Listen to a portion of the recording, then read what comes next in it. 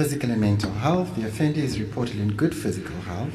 He had been stabbed with a knife on 3 separate occurrences, but this had not affected his health.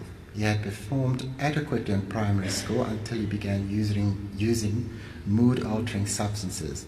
There is therefore no reason to suspect a cognitive deficit. Behavioral patterns. The offender took to experimenting with substances in early adolescence. This has resulted in him losing interest in school, subsequently leading to him terminating the schooling out of his own accord. This has left his mother alarmed and worried for his future, as she had always placed a high premium on educating her children. Though the offender had never been a gang member, he had since adolescence associated with persons who had a positive attitude towards crime and criminality. This unfortunate turn of events came about immediately after his father's death. His sister, Aisha Mostert, as well as the maternal grandmother of his co-accused children, Jaquen Appollis, described the offender as someone who is easily provoked. He is said to be high-strung, with no qualms to assault persons who angers him. Previous interventions. Steveno van Rhyn had been afforded opportunities to turn his life around on several occasions, but he chose to continue on the negative trajectory his life had taken since early adolescence. My Lord, I must just pause here, because like the previous accused report I've read out, this information that I got from his Sub 69 is also not completely the same. Yes. Yeah. The Sub 69 I have, however, showed that he was convicted of robbery in 2014, again of robbery in 2016, violating the Drug Traffic Offences Act in 2018, and for housebreaking in 2020. That's right. The other arrests, he was not convicted in all of those charges. It would seem to be the case, my Lord, yeah. And that included a charge of murder in 2022. Yeah, that is correct, my Lord.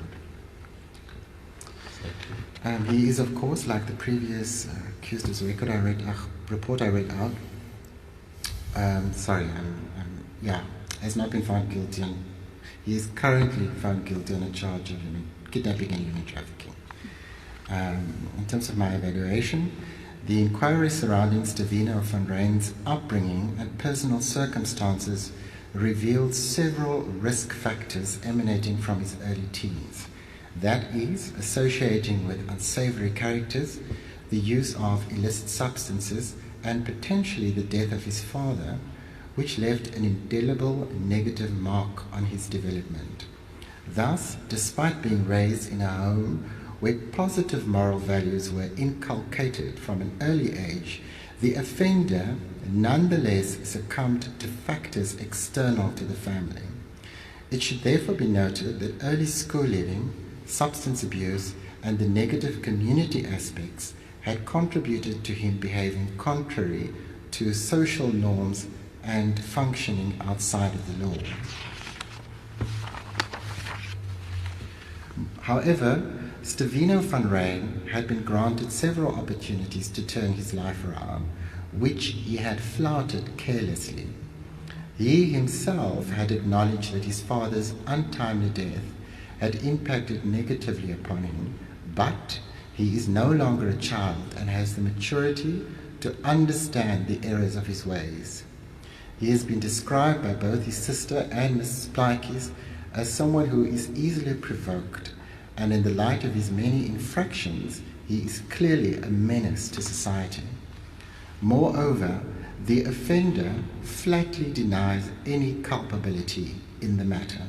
He acknowledges his substance abuse but continues to deny any involvement in Joshlin Smith's disappearance. In fact, he professed his innocence continually and blames the police for falsely accusing him, accuses the witnesses of lying, and the judge of being biased.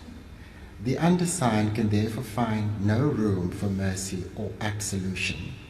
Leniency is further thwarted by his complete lack of remorse. In fact, upon questioning, he carelessly stated that he does not care what happened to Joshlin Smith. In terms of the sentencing alternatives, I have to repeat that a suspended sentence would therefore, in this matter, be completely inappropriate. The offender has throughout his life demonstrated a propensity towards crime and criminality. His propensity towards criminal activity, in addition to the egregious nature of this offence, would harm the faith of society in the criminal justice system if a suspended sentence were to be imposed. Therefore, a custodial sentence, in the opinion of the undersigned, would therefore be highly appropriate, given the age of the victim and her inherent vulnerability. Thus, in the light of the seriousness of the offence and the offender's apparent lack of remorse, the undersigned, in his considered opinion, finds that a custodial sentence would be the most appropriate sanction.